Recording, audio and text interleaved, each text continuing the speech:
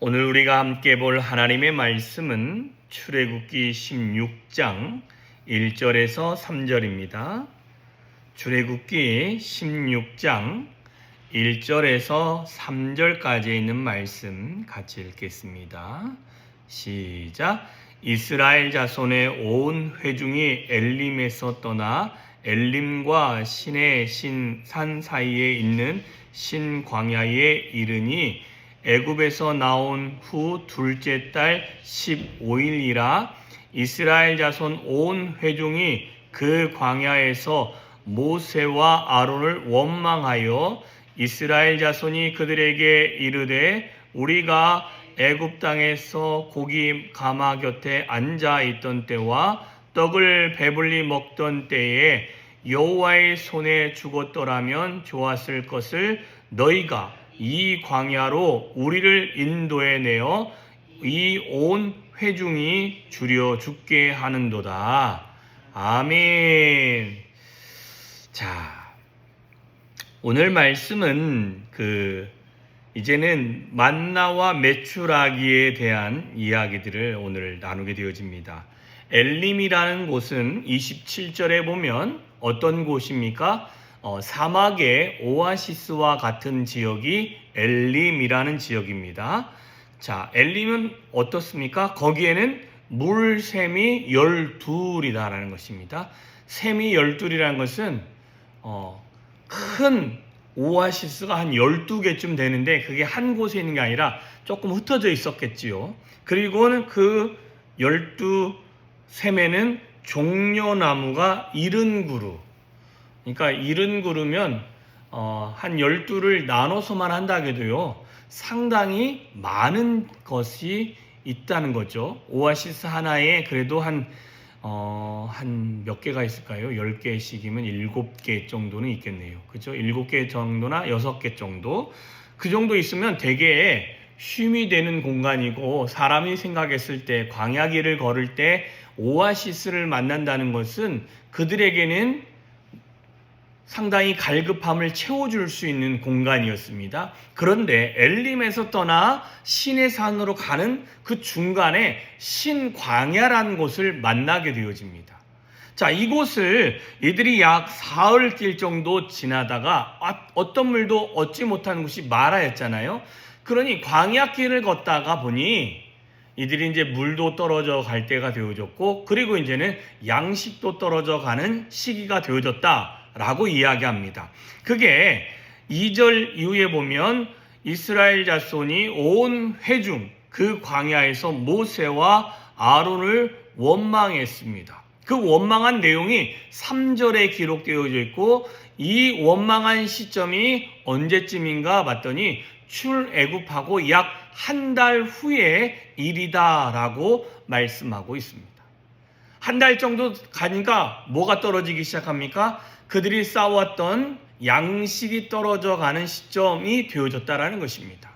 그들이 출애굽하면서 계속 나오면서 뭔가를 다 가지고 왔잖아요. 곡식도 가져와서 그것으로 요리도 해먹고 해서 이렇게 근근히 버틴 것이 약 한 달이었다라는 것입니다. 한 달 이후부터 이들에게 주어지는 것은 다음 주 월요일부터 우리가 보겠지만 하나님이 공급하시는 것으로 그들이 먹고 살게 되어집니다. 그 전까지는 그들이 가져왔던 것으로 이제 먹게 되어졌는데 이게 떨어지는 시점입니다. 그게 3절에 뭐라고 이야기합니까? 이스라엘 자손이 그들에게 이르되 우리가 애굽 땅에서 고기 가마 곁에 앉아 있을 때에 또한 떡을 배불리 먹을 때에 여호와의 손이 거기서 우리를 죽였더라면 이렇게 음식도 다 떨어져 가는 힘든 시간을 안 견뎌도 되고, 뿐만 아니라 이렇게 나와서 이 광야길을 걸을 이유가 없었다라는 것이 그들의 원망인 것입니다. 그러면서 말하기를 이 광야로 우리를 인도하여 내어 이 온 회중이 이제는 굶어 죽게 되어졌다라고 원망을 하는 내용이 되어지는 것입니다. 자, 이 전체적인 3절까지의 내용에서 우리가 생각해야 될 것은 뭐냐면 우리는 삶에 문제 안에서 조금만 불편해지면 내가 생각한 것보다 그러면 사람들이 원망하기 시작하고 불평하기 시작한다는 것입니다. 우리가요, 지금부터 20, 30년 전 아니면 1년 전, 2년 전, 3년 전 생각해 보면요, 3년 전보다 지금이 훨씬 더 나은 삶을 살고 있습니다. 그때보다 조금 더 편한 삶을 살고 있습니다. 제 기억으로요, 저희 집이 차가 처음 생긴 것이 제가 저희 누님이 졸업할 때니까 약 한 93년도, 4년도, 93년도쯤 될 겁니다. 그때 차가 처음 생겼습니다. 그것도 프라이드. 저희 네 식구가 타면은 꽉 차는 차죠. 그런데 그 차가 있을 때는요, 한 명 더 타도 괜찮고 무릎 위에 앉혀 태워도 괜찮았습니다.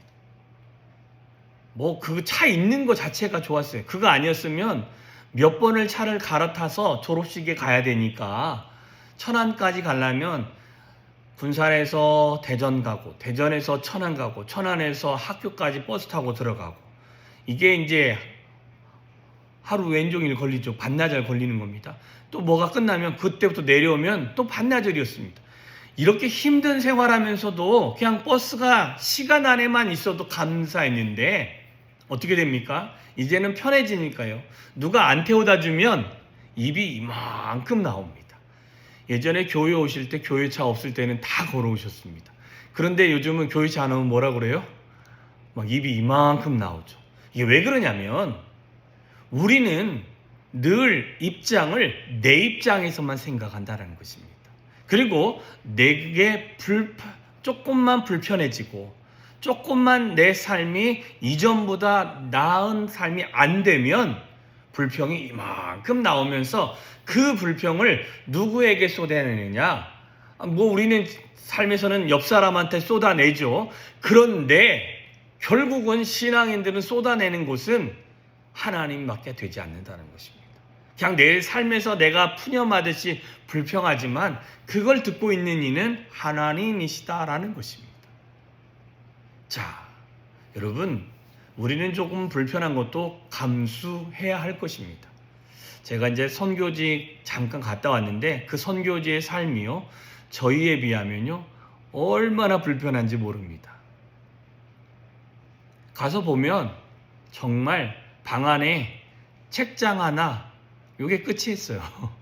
뭐 있는 게 없어요. 세탁기 뭐 몇 개 이런 그런 건 있죠. 그런데 보니까 선교사님네 보니까 TV가 없어요. 갖다 놔도 뭐 별로 의미가 없대요.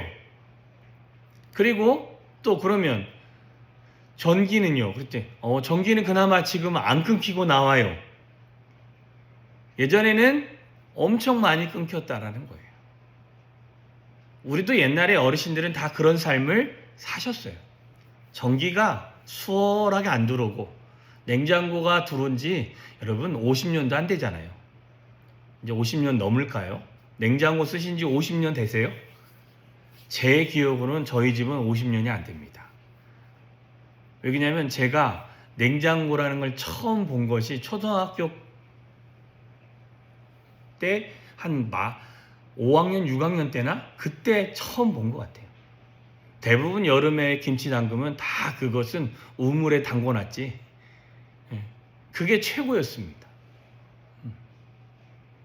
여러분, 우리는 우리의 삶의 불편함을 감당하는 것을 조금도 참으려고 하지 않는 마음이 있다라는 것입니다.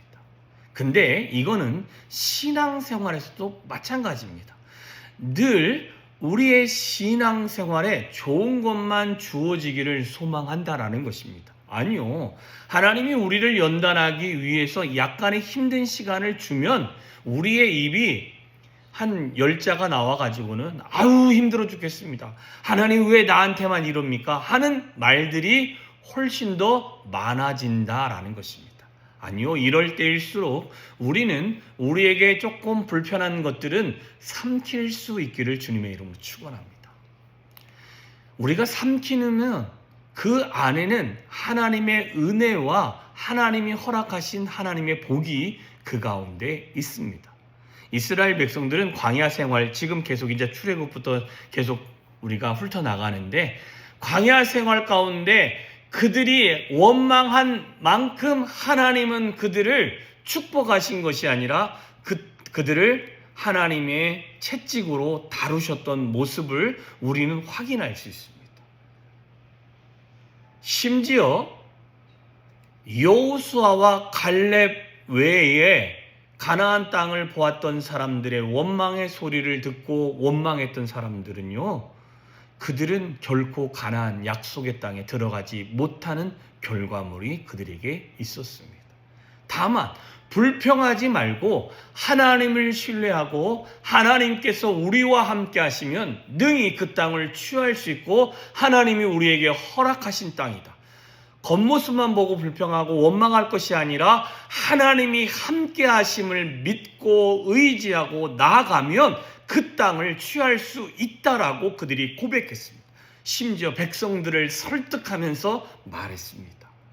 우리는 조그만 상황을 보지 마시고 우리와 함께 하시는 하나님과 동행하면서 하나님께서 이 힘들고 어려움이, 조금 불편함이 내게 왜 왔는지를 묵상하면서 하나님, 이 가운데 하나님의 역사하심이 무엇입니까? 라고 여쭈어 보면서 나아갈 필요가 있습니다. 삶에 익숙한 것을 먼저 하지 마시고 익숙한 것은 조금 접어두시고 믿음의 고백과 하나님과 동행하는 삶과 하나님을 의지하는 그 말들을 우리가 하나님 앞에 쏟아낼 수 있는 저와 여러분이 되어야 될 줄 믿습니다. 그렇게 쏟아낼 때 하나님은 우리 안에서 일하실 것입니다. 하나님은 우리 안에서 놀라운 기적과 같은 일들을 이루어 내실 것입니다. 그런 오늘이 되어주시고 주님을 경험하시는 한 날이 되어주시기를 주님의 이름으로 축원합니다. 기도하겠습니다. 참 좋으신 하나님 아버지, 감사합니다. 복된 하루를 허락하셨습니다. 오늘도 주님이 우리를 붙들어 주시고 뿐만 아니라 하나님께서 우리와 동행하여 주시며 은혜에 은혜를 부어주시고 또한 성령으로 기름 부어주시며 우리를 주님께로 인도하시는 줄 믿습니다. 그럼에도 불구하고 우리의 삶에 조금만 불편해지면 하나님, 내 입술에, 내 생각에, 내 행동에 불평과 원망과 저주와 뿐만 아니라 하나님을 온전히 신뢰하지 아니하며 원망으로 가득하지는 않습니까? 하나님, 우리가 이런 신앙생활을 하지 않게 하시고 하나님, 조금 불편해질 때 하나님, 불평과 원망은 내 안으로 담아두게 하시고 하나님, 내 안에서 역사하시고 내 안에서 일하시는 하나님을 의지하며 하나님을 신뢰하며 하나님을 찬양하며 하나님과 동행하는 믿음의 고백과 신앙인의 삶을 살아갈 수 있도록 주여 은혜를 내려주시고 동행하여 주시고 은혜를 부어 주시옵소서. 그리하여 하나님의 은혜가 우리의 삶에 경험되는 한 날이 되어질 수 있도록 주여 붙들어 주시며 함께 일하여 주시옵소서. 오늘도 하나님, 비가 많이 온다고 합니다. 하나님, 건강 붙들어 주시고 주의 은혜가 넘치게 하여 주시옵시고 하나님께서 순간순간 우리의 속사람 안에서 말씀하시는 그 음성을 들으며 기뻐하는 하루가 되어질 수 있도록 주여 붙들어 주시기를 소망합니다. 이 모든 말씀 예수님의 이름으로 기도하여 싸움나이다. 아멘. 주기도문